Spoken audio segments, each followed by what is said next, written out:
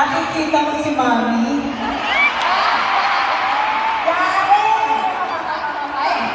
Anak, May hugot.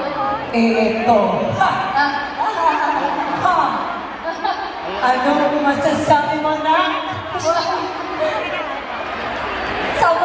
yung anak ko, si Alexa, sabi ko sa akin,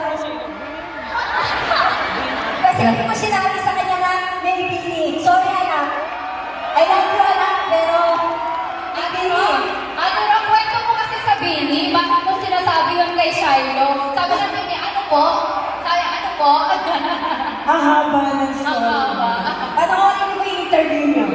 Ang sabi, to make a long story short, ang sabi ng anak ko, you will never be Bini, Mom.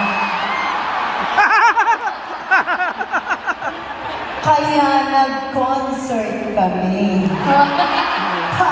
Shiloh, napagastos kami. Hindi, alam mo, dahil sa anak ko, kaya ko nakilala ang Bini. Yeah. At dahil dyan, kilig-kilig na rin ako.